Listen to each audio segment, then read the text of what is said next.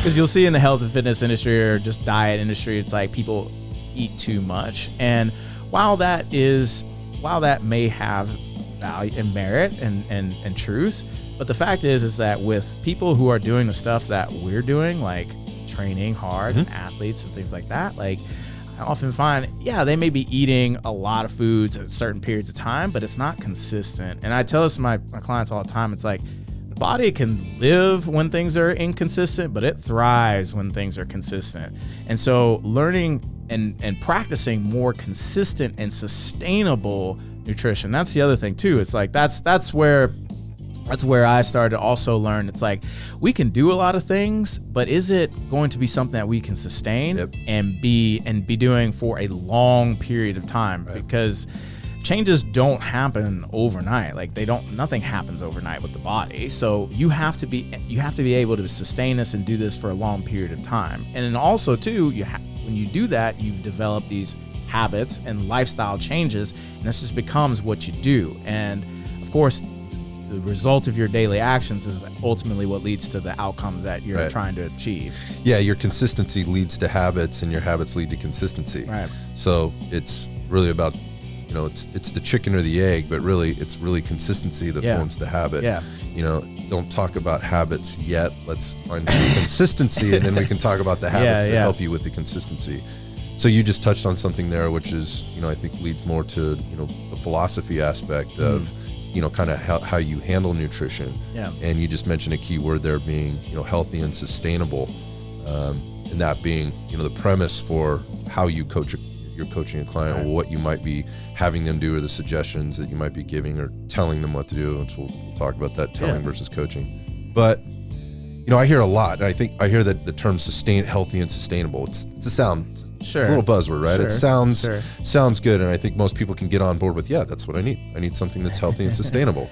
And it can almost be elementary in a sense, but I want to talk about that and what you really mean by, what is sustainable for a client. Can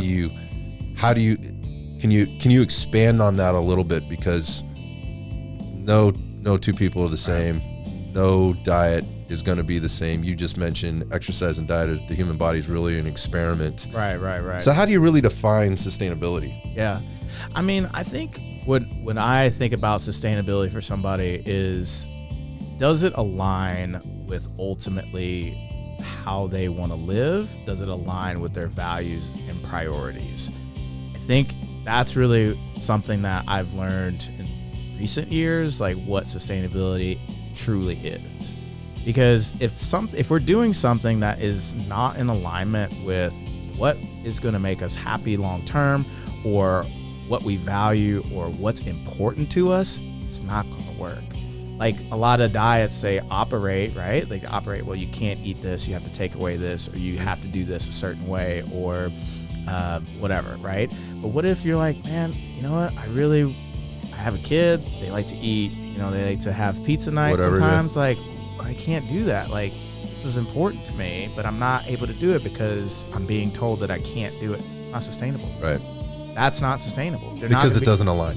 It doesn't align. It doesn't align with what's important to them. Or like maybe they're in a relationship and they're married, and it's really important for them to go with their spouse to have a date night and enjoy whatever. And maybe their spouse comes from like an eating disorder background, and it's like you're there to support them. Yeah, you're there to support them, and you sitting there on your phone trying to like track every single macros at the dinner table, and your partner's like, what the hell are you doing? Not helpful. It's not going to be helpful, and that's not sustainable.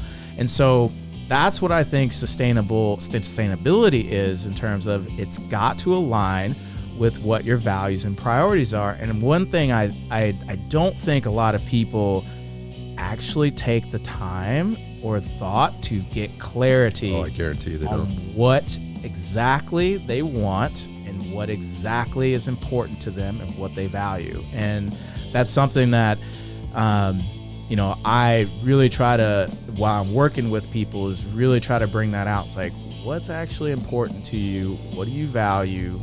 How do you want to live? And I'm constantly trying to bring that to attention, because if we don't have clarity on that, there's no way we know this experiment what's actually going to work long term or not.